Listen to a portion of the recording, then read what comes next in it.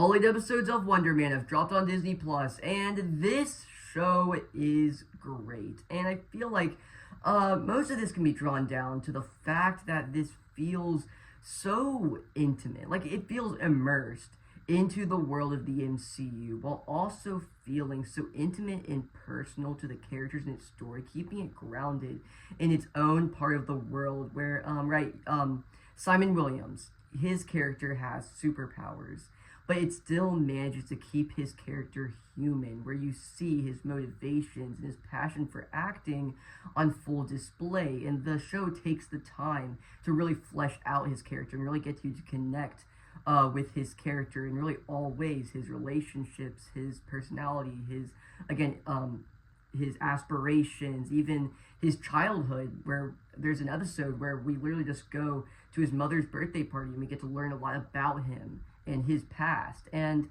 I just really liked the character work in this show. Another character that is really tremendous character work in the show Wonder Man is Trevor Slattery. And now I have loved this character ever since we first saw him in Iron Man 3. I thought the Mandarin twist was just hilarious. I thought it was awesome, honestly. And anytime I get to see Trevor in the MCU, I'm very happy, right? We saw him in Shang-Chi, where, it was just nice to see him again. There was, like, that short Marvel thing, special, whatever it was. That was cool. And then, now he's back in Wonder Man, but I'd say his largest part since Iron Man 3. And he is just really great here, and they expand on his character in a really interesting way, give him this depth, and add all these things to his character that you wouldn't really expect out of him. And it's just really nice to see a lot of him here. He has a really nice part in the film, and oh my gosh, if you are an Iron Man 3 fan like me, you are going to adore this show, because this film has a lot of Iron Man 3 in it, because, like, right, Trevor Slattery, right? So there is that drawing in from Iron Man 3, and then they don't shy away from the fact, actually they bring it up quite often, that he was obviously the Mandarin, like the actor playing the Mandarin for all the videos. And I love how they bring that up, and I love how it's like a recurring thing. And oh my gosh, episode 8, the season finale of Wonder Man. This is a spoiler alert, but basically what Trevor does is it just had me fucking rolling, bro. It was amazing. It was awesome.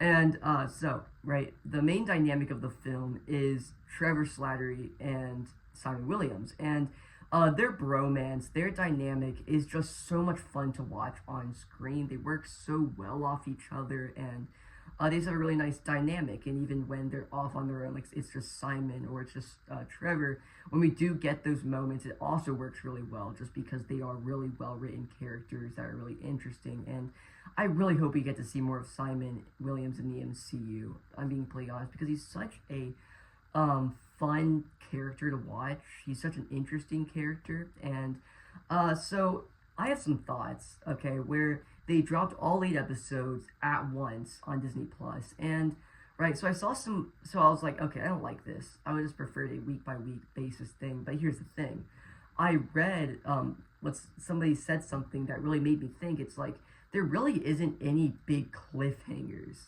like throughout the show. So say it ended, right? There's not really a cliffhanger making you really excited for the next episode. So maybe just having all 8 episodes at once, so you can just go through the story, actually functions a lot better than having to wait a week. But there's no big cliffhanger, so there's no big like anticipation moment other than to see the story unfold more. I was like, okay, yeah, I guess I can kind of see that. But yeah, I guess it was fine. I watched like the first episode the night it dropped, and then I watched the 7 that morning.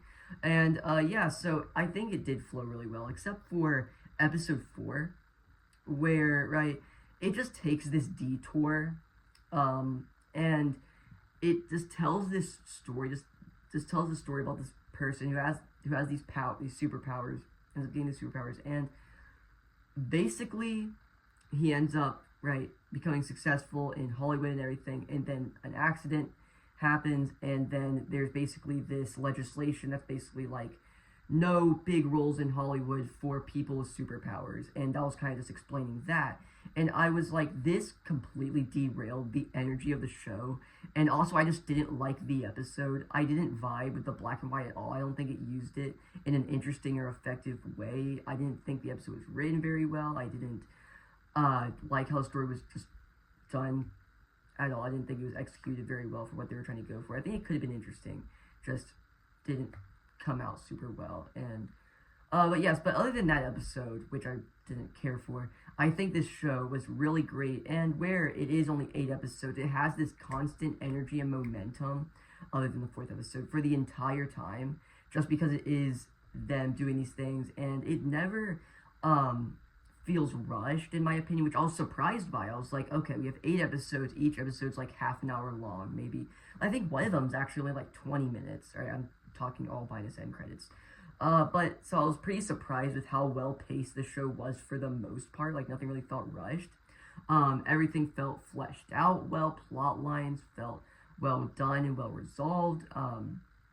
I just wish that the show was longer. I really do, because I love being with these characters and everything, and there's so much fun. They work well off each other. There's so much fun to watch on screen. I just wish we could have gotten more time to breathe with these characters. And yeah, so other than that, though, really great. I recommend it. Tremendous character work.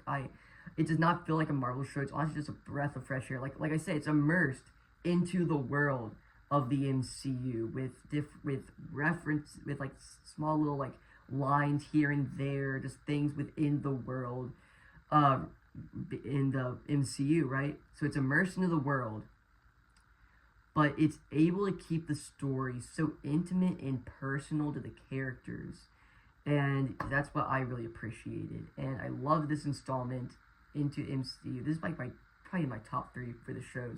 Number 3 would be Wonder Man. Number 2 would be Daredevil Born Again. Number 1 would be Loki, seasons 1 and 2.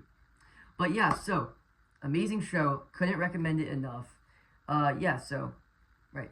If you guys enjoyed today's video or any of my other content, please consider subscribing. I'll see you in the next one. Goodbye.